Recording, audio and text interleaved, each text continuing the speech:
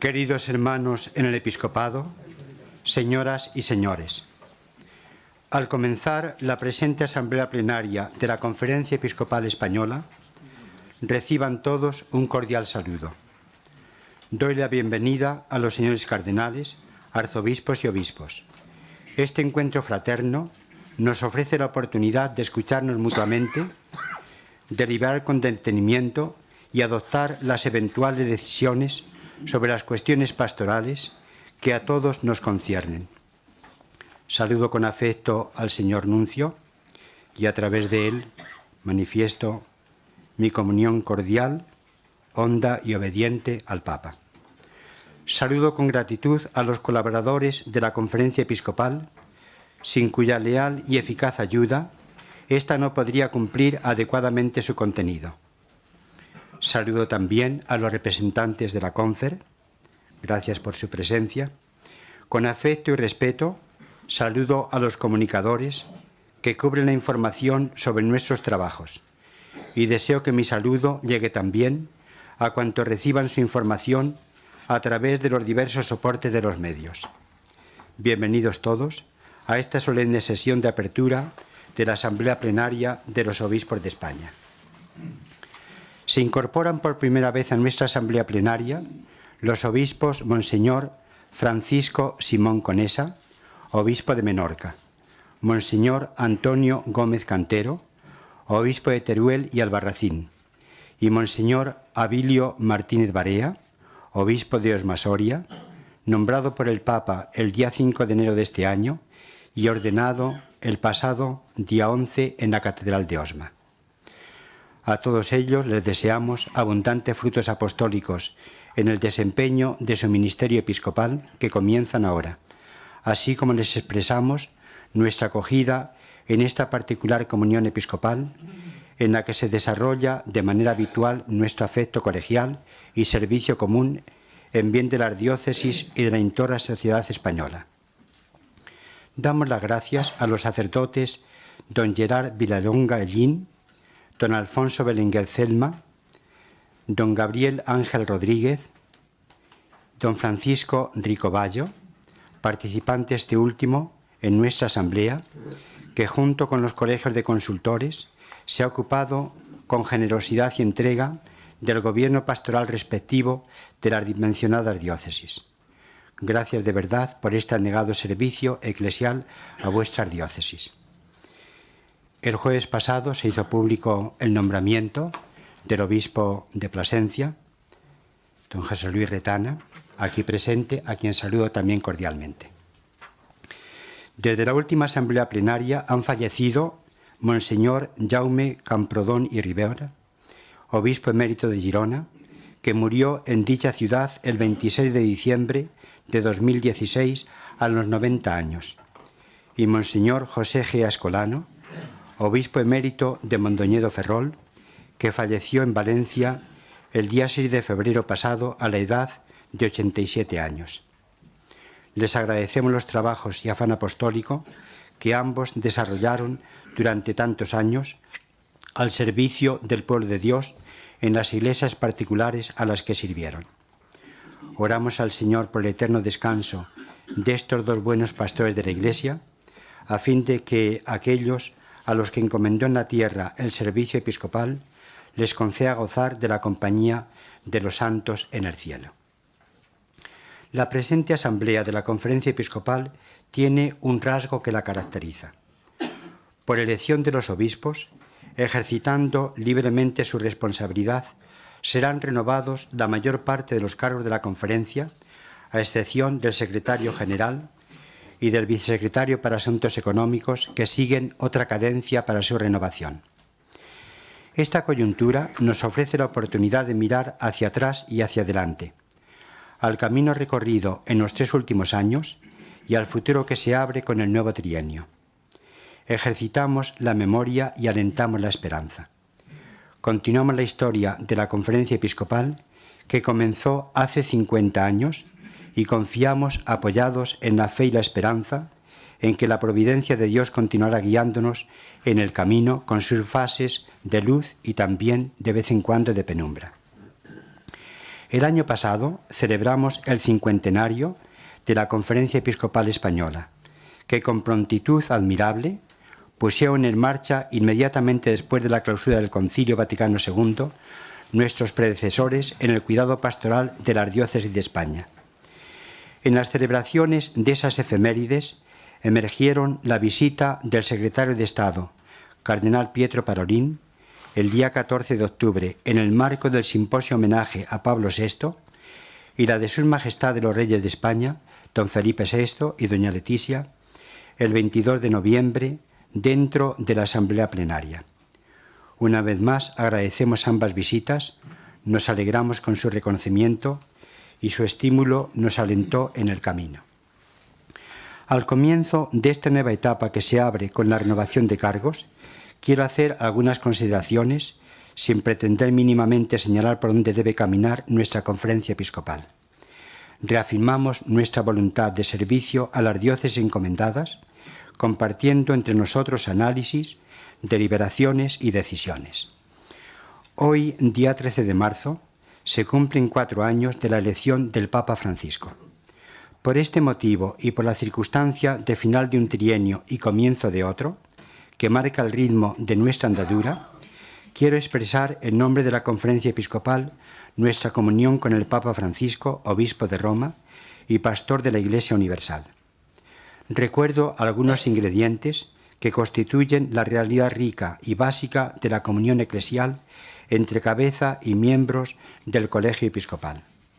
La unión fraterna en el ministerio episcopal, la colaboración y obediencia al sucesor de Pedro, el afecto cordial en el Señor, el apoyo en el ejercicio de su ministerio petrino, la manifestación de cercanía en las pruebas que comporta el encargo de apacentar el rebaño del Señor, la gratitud por su vida generosamente entregada en el cumplimiento del ministerio recibido, la búsqueda de los caminos del Evangelio en nuestro tiempo, con sus oportunidades y desafíos. El Papa Francisco nos repite constantemente que oremos por él. Desde aquí invito a todos a pedir al Señor, con unas palabras de la liturgia de las horas, que le conceda una fe inquebrantable, una esperanza viva y una caridad solícita. La Conferencia Episcopal, sujeto de sinodalidad. El Papa Francisco ha manifestado desde el principio de su ministerio de sucesor de Pedro la intención de profundizar en la sinodalidad eclesial y promover una saludable descentralización, particularmente a través del Sínodo de los Obispos y de las conferencias episcopales. Se trata de prolongar la onda expansiva del Concilio Vaticano II. Fue relevante en este sentido el discurso pronunciado el día 17 de octubre de 2015 en el ámbito de la Asamblea Sinodal sobre la Familia para conmemorar los 50 años del Sínodo de los Obispos, que ha sido un espacio eclesial privilegiado de recepción e interpretación del Concilio. La colegialidad episcopal se entiende en el seno de una Iglesia toda ella sinodal. La sinodalidad, en cuanto a dimensión constitutiva de la Iglesia, proporciona el contexto interpretativo más adecuado para situar y comprender el ministerio jerárquico. Una Iglesia sinodal es una Iglesia de la escucha recíproca. Pueblo fiel, Colegio Episcopal y Obispo de Roma, cada uno a la escucha de los demás y todos a la escucha del Espíritu Santo, el Espíritu de la verdad, para conocer lo que Él dice a las iglesias. El Sínodo de los Obispos es el punto de convergencia de este dinamismo de escucha. El camino sinodal empieza escuchando al pueblo que participa también de la función profética de Cristo, conforme a un principio muy estimado por la Iglesia del primer milenio. Quod omnes tangit, ab omnibus tractari debet. El camino del sínodo prosigue escuchando a los pastores. A través de los padres sinodales, los obispos actúan como auténticos custodios, intérpretes y testigos de la fe de toda la Iglesia. El hecho de que el sínodo actúe siempre cum Petro et sub Petro no es una limitación de libertad, sino una garantía de unidad. En una Iglesia sinodal, el sínodo de los obispos es sólo la manifestación más clara de un dinamismo de comunión que inspira todas las decisiones eclesiales. El camino de la sinodalidad es el camino que Dios espera de la Iglesia del tercer milenio. Pues bien, en este dinamismo se sitúan también las conferencias episcopales. El Papa ha anunciado la 15ª Asamblea General Ordinaria del Sínodo de los Obispos con el tema Los jóvenes, la fe y el discernimiento vocacional, que se celebrará en octubre del año 2018, Dios mediante. El documento preparatorio, después de desbrozar el campo e introducir en el tema, añade un cuestionario amplio para describir la situación, leerla entre todos y compartir prácticas y experiencias. Con la respuesta será elaborado el Instrumentum Laboris o documento de trabajo de la Asamblea. Conviene que sea distribuido y contestado el cuestionario lo más ampliamente posible. Es la fase del oír y escuchar con apertura. Forma parte del camino sinodal, que es un proceso de escucha, diálogo e intercambio. En esta asamblea plenaria tendremos la oportunidad de reflexionar sobre el sínodo anunciado y de impulsar lo más ampliamente posible el cuestionario. Como Jesús se acercó a los 2 discípulos que iban de Jerusalén a Emaús para entablar diálogo con ellos, también nosotros debemos dialogar con los jóvenes mientras van de camino, esforzándonos por entender su forma de pensar y sus aspiraciones, sus inquietudes y esperanzas, sus dudas y convicciones. Solo podremos atinar con la palabra de discernimiento si antes hemos escuchado y conectado vitalmente con ellos. Tienen probablemente mucho que decir y nosotros mucho que escuchar. En el coloquio del camino se produce el despertar del interés y la comunión mutua. Por el camino llegamos a la mesa de la posada. La reforma de la curia romana, que ya ha recorrido un tramo importante, repercutirá también en el organigrama de nuestra conferencia episcopal y en la organización de los servicios pastorales de nuestras diócesis, como ocurrió en fases anteriores. Varios principios inspiran este camino estructural: simplificación, concentración en lo fundamental, agilidad en el funcionamiento, eficacia en la prestación de los servicios, evitando en lo posible lentitudes innecesarias y dispersión de esfuerzos personales, y conversión pastoral en clave evangelizadora. En la revisión que hemos iniciado de la Conferencia Episcopal, según decidimos en el plan pastoral para estos años, probablemente necesitamos también tratar estos aspectos. La constitución de los nuevos dicasterios romanos, de laicos, familia y vida, y de desarrollo humano integral.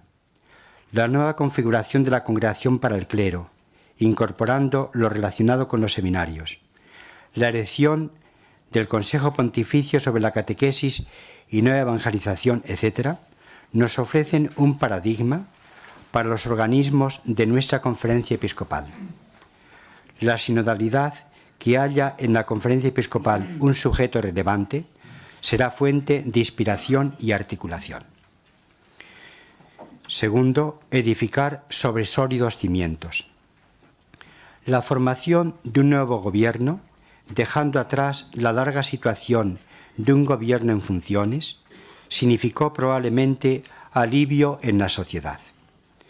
La configuración de las Cortes, resultado de las elecciones generales, es muy diversa de las anteriores legislaturas.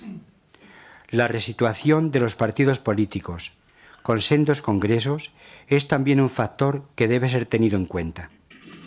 En medio de los cambios e incertidumbres en que se halla inmersa Europa, e incluso países con una trascendencia inmensa en la marcha de la humanidad, también un cierto desasosiego general y otros factores piden de nosotros una profunda reflexión, subrayando los elementos fundamentales y adoptando las actitudes y orientaciones convenientes. Cuando se conmueven los cimientos, necesitamos afianzarnos en el fundamento trascendente que es Dios. En la historia que nos precede, también, y se prolonga en nosotros, y abiertos al futuro con las luces de esperanza y de temor que emite. Recuerdo un consejo del Papa que nos ha dado a los españoles hace pocos meses. Diálogo es el consejo que doy a cualquier país. Por favor, diálogo, como hermanos si se animan, o al menos como civilizados. No se insulten, no se condenen antes de dialogar. Hoy día, en el desarrollo humano que hay, no se puede concebir la política sin diálogo. Y eso vale para España y para todos. Así que usted me pide un consejo para los españoles, dialoguen. El diálogo, siempre necesario, es insustituible en las Cortes y demás parlamentos regionales a la vista de su composición. Cuando el diálogo ha sido practicado en nuestra historia, hemos salido beneficiados todos. Hemos podido abatir muros y levantar puentes de comunicación, de proximidad en la relación, de camino emprendido por todos unidos hacia el futuro. No se insulten, dialoguen, nos decía el Papa Francisco en la mencionada entrevista. Los insultos no son razones. Denotan más bien intransigencia y debilidad. Los derechos humanos forman como una constelación en la que ningún derecho es absoluto en el sentido de que pudiera separarse de los demás. Por ejemplo, el ejercicio del derecho a la libertad de expresión debe ser compatible con el derecho al respeto de los sentimientos religiosos. El diálogo auténtico requiere respeto mutuo para buscar juntos las soluciones pertinentes. Me permito recordar algunos criterios éticos sobre realidades básicas en nuestra coyuntura histórica delicada y decisiva. A. Dignidad de la persona humana. La persona humana, con su dignidad inviolable, sus derechos y deberes, debe ocupar el centro de nuestra atención en todos los órdenes. No se le corte el paso a la persona en la gestación, ni se le anticipe el desenlace natural. Únicamente Dios es nuestro creador y nuestro dueño. Nadie es dueño de las personas, nadie en absoluto. Ni el Estado puede disponer por sí y ante sí del derecho a la vida de otros. Desde el momento en que surge una vida nueva, debe ser respetada en su singularidad personal, ya que trasciende a los mismos padres. ¿Por qué la unión humanamente más íntima, como la del matrimonio, se puede convertir en ámbito peligroso para la vida del consorte? ¿Cuántas mujeres asesinadas por la violencia machista? Quizá haya un impulso atávico y ancestral agazapado en los pliegues de la cabeza y del corazón que no ha sido suficientemente educado. En esta educación que fortalece el respeto mutuo, no debe faltar la educación de la conciencia moral. Las medidas que deban ser adoptadas para proteger la vida de la mujer no bastan si no reciben el refuerzo de la formación ética. No se respeta la dignidad de las llamadas madres subrogadas o madres de alquiler, ni la del niño, cuando éste se consigue al margen del ámbito digno para ser concebido, gestado junto al corazón de la madre, esperado y recibido como persona. Subrogar, que es la palabra técnica utilizada, significa sustituir o poner a alguien en lugar de otra persona. ¿De quién es hijo? No solo desde un punto de vista biológico, sino como persona, el niño gestado en un vientre materno de alquiler o contratado. No todo lo que técnicamente se puede hacer respeta la dignidad de las personas. El hombre es creado por Dios con el concurso de los padres, no fabricado por la ciencia y la técnica, por más admirables conquistas que éstas hayan alcanzado. El hombre, por ser persona, debe ser respetado desde el inicio de la vida hasta el último aliento y en todas las circunstancias de la vida. No podemos pasar al lado de quien nos necesita, mirando para otra parte y desentendiéndonos. Si no reconocemos al varón y a la mujer, dotados de la misma dignidad y derechos, en sus legítimas diferencias, son insuficientes otras medidas sociales, políticas y jurídicas, aunque sean necesarias, y contribuyan a la solución de problemas tan complejos. El reconocimiento de la persona en su dignidad y el respeto de los deberes y derechos de cada uno es un pilar básico en toda situación histórica. El rostro de una persona, aunque esté desfigurado, refleja la imagen de Dios. El hombre puede construir la sociedad al margen de Dios, pero la edificará con perjuicio del hombre. Dios es el garante supremo del hombre en su dignidad inviolable. El hombre creado por Dios ha recibido el encargo de dominar los pájaros del cielo, los peces del mar y las bestias de la tierra, reconociendo la autoridad suprema de Dios.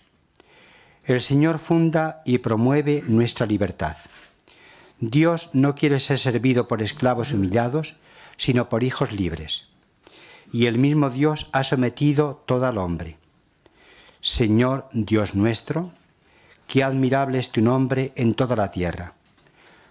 Lo coronaste de gloria y dignidad, le diste el mando sobre las obras de tus manos. Todo lo sometiste bajo sus pies. En la cumbre de las criaturas, Dios ha colocado al hombre. El ser humano, varón y mujer, han sido dotados de entendimiento, libertad y responsabilidad, por lo cual está ante Dios como un tú a tú, llamado a decirle sí, pero también puede negarse. Bellamente escribió San Juan de la Cruz: un solo pensamiento del hombre vale más que todo el mundo.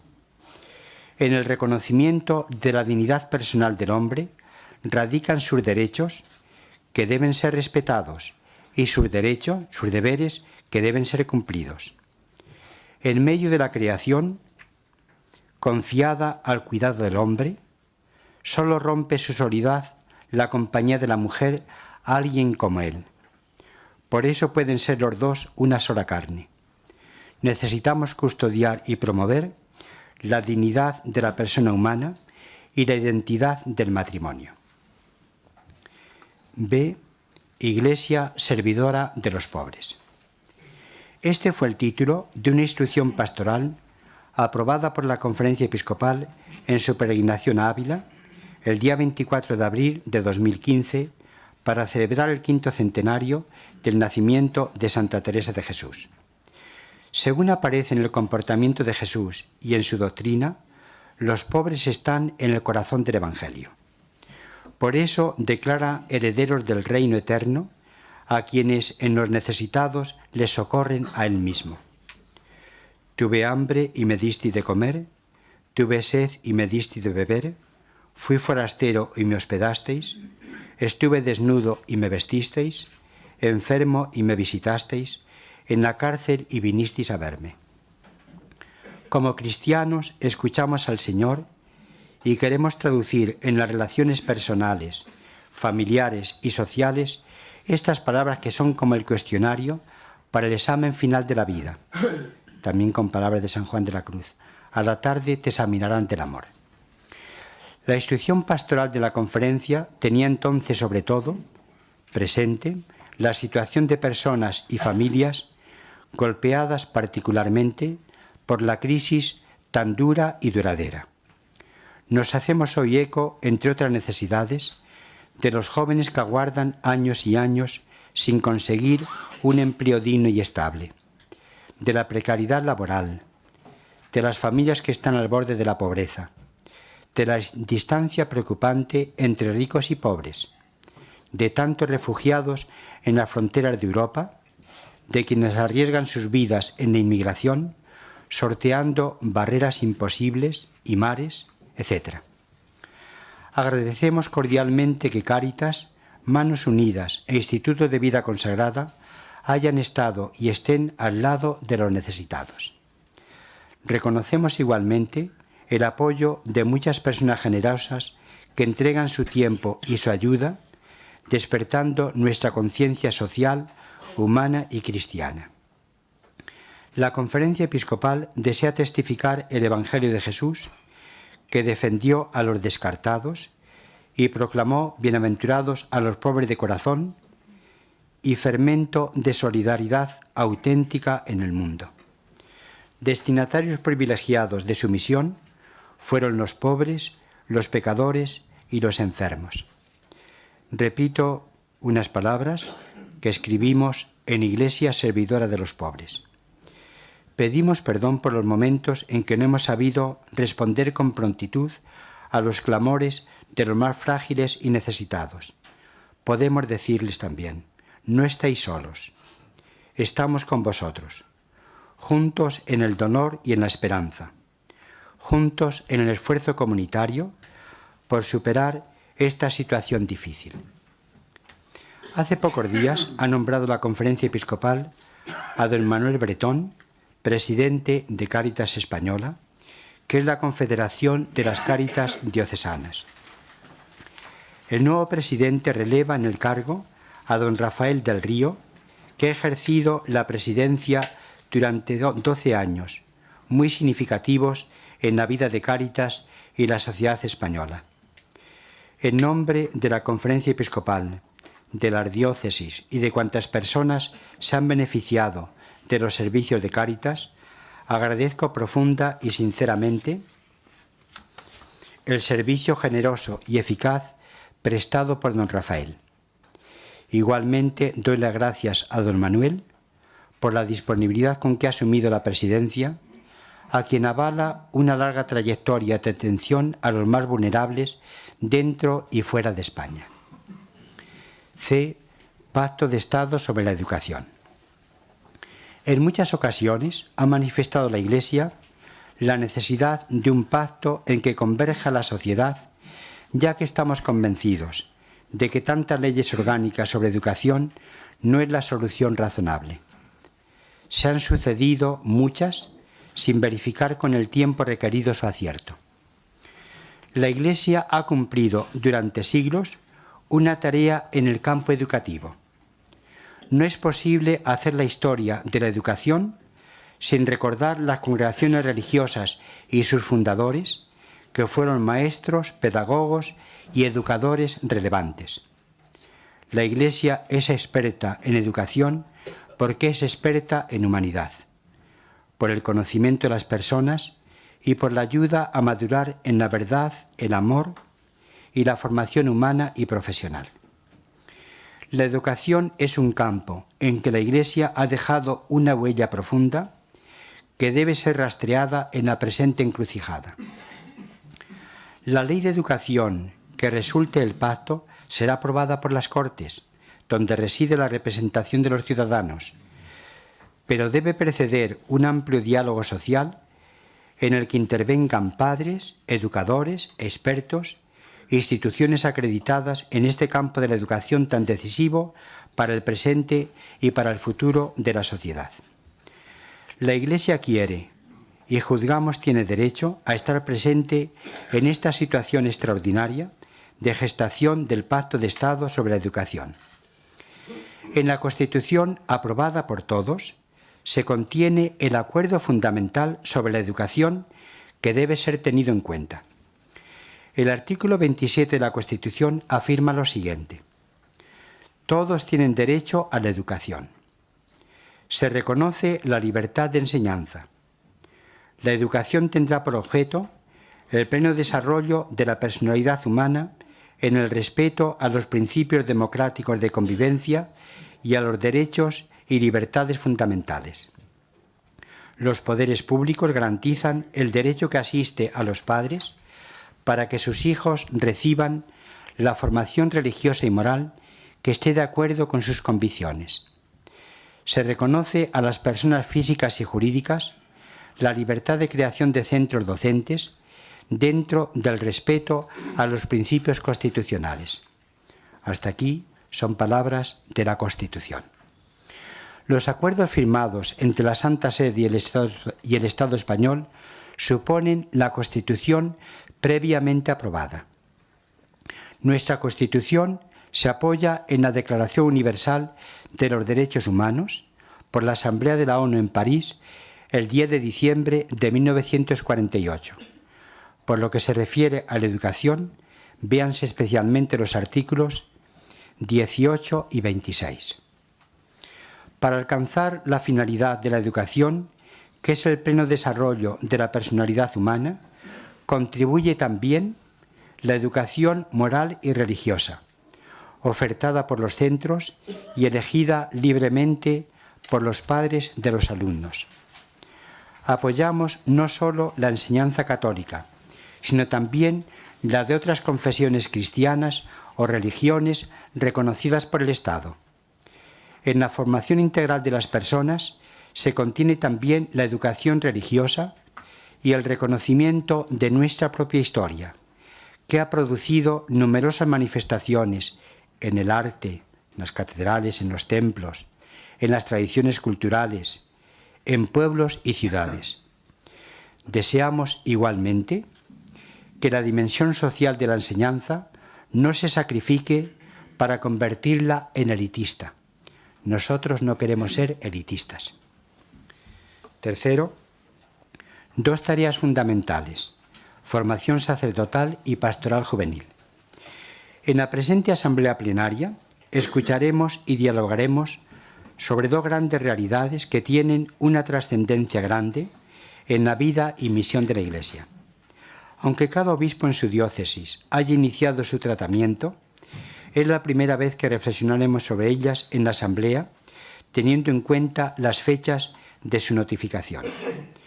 Les dedicaremos nuestra atención en futuras ocasiones. Me refiero ahora a la Ratio Fundamentalis Institutionis Sacerdotalis, hecha pública en la sede de la Congregación para el Clero el día 8 de diciembre de 2016, y al documento preparatorio para la 15ª Asamblea General Ordinaria del Sínodo de los Obispos, los jóvenes, la fe y el discernimiento vocacional, acompañado de una carta del Papa Francisco, fechada el día 13 de enero de 2017. A. El don de la vocación al presbiterado. La Ratio Fundamentalis se titula con las primeras palabras, como es habitual: el don de la vocación presbiteral. Ya hemos recibido información del presidente de la Comisión Episcopal de Seminarios en la reciente reunión de la Comisión Permanente. En esta asamblea plenaria tendremos la oportunidad de escuchar a Monseñor Jorge Carlos Patrón Won, secretario de la Congregación del Clero para los Seminarios.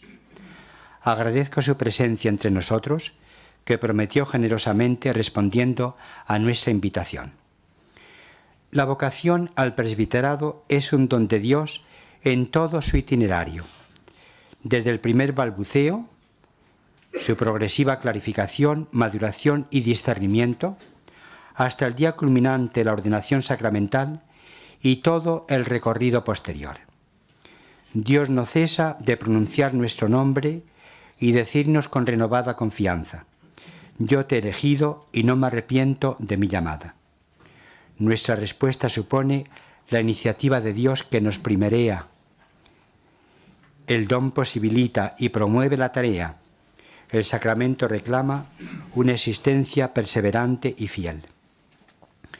A la continuidad del don de la vocación responde la conexión entre formación inicial y permanente, que constituya una insistencia constante de la Ratio Fundamentalis. Realizado el primer discernimiento vocacional, la formación entendida como único camino discipular y misionero se puede dividir en dos grandes momentos: la formación inicial en el seminario y la formación permanente en la vida sacerdotal. Con autoridad especial nos expondrá la Ratio Fundamentalis el secretario de la Congregación para los Seminarios. B. Un sínodo de los obispos sobre los jóvenes. El documento preparatorio o lineamenta presenta en el comienzo, a modo de icono evangélico, el pasaje que narra cómo dos discípulos de Juan el Bautista siguen a Jesús, que les pregunta: ¿qué buscáis? Y ellos respondieron: Maestro, ¿dónde vives? A lo que responde Jesús: Venid y lo veréis.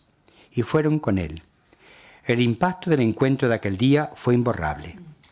Este pasaje evangélico nos encamina al centro del próximo sínodo, el encuentro de los jóvenes con Jesús. Este encuentro colmará sus esperanzas, incentivará sus búsquedas, llenará de luz y de fuerza su vida en camino. Jesús nos responde y al mismo tiempo nos interroga. Deseamos que el itinerario que ahora comenzamos culmine el encuentro personal y comunitario en la Iglesia con el único Salvador. Todos los que convivimos en una misma situación histórica podemos decir hoy, pero las diversas generaciones pronunciamos este hoy con la experiencia de 20 años, o de 40, o de 60, o de 80. Una generación es un factor biológico y también un fenómeno social que debe ser conocido atentamente. Los contemporáneos vivimos los mismos acontecimientos y respiramos el aire del mismo ambiente, pero de manera especial. El documento preparatorio se refiere a los jóvenes comprendidos aproximadamente entre los 16 y los 29 años. Se dirige a personas en una fase decisiva de la vida. Lo primero que debemos hacer es acercarnos, conocernos, preguntarnos y escucharnos. La Iglesia quiere oír lo que piensan, viven y sueñan los jóvenes, sus opiniones, también sus dudas, sus esperanzas, deseos, incertidumbres y prevenciones. La escucha mutua es parte de la sinodalidad que culminará en la Asamblea de los Obispos. No es tanto un estudio sociológico cuanto una conversión mientras vamos caminando. Por eso es bueno que los materiales preparatorios lleguen capilarmente y grupalmente al mayor número posible de jóvenes. No temamos sus críticas, nos dice el Papa, ni nos blindemos ante sus opiniones. Busquemos todos juntos y fomentemos la comunicación de las diversas generaciones que compartimos el hoy de nuestro tiempo. El día 9 de enero murió a los 91 años en Leeds, Inglaterra, el famoso sociólogo Bauman, que había nacido en la ciudad polaca de Poznań.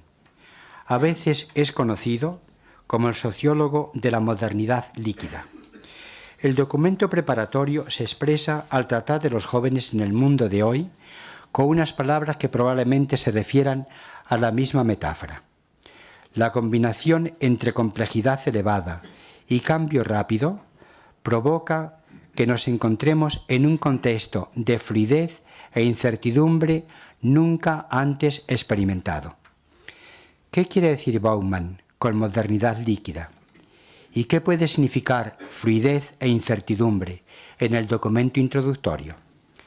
A diferencia de convicciones sólidas que resisten vigorosamente, el mundo líquido significa inseguridad, indiferencia, poder de lo efímero y provisional, renuencia a compromisos duraderos y alergia a lo institucional. Hay también, para aludir a otra metáfora, ideales inconsistentes que se desvanecen como el humo. Necesitamos comprender el ambiente para conocer mejor las oportunidades y las dificultades que viven particularmente los jóvenes. No cedamos al individualismo ni nos encerremos en el presente, olvidando las promesas de Dios y cortando alas a la esperanza. Qué importante es que nos reconozcamos y apreciemos unas generaciones a otras. Nos necesitamos mutuamente.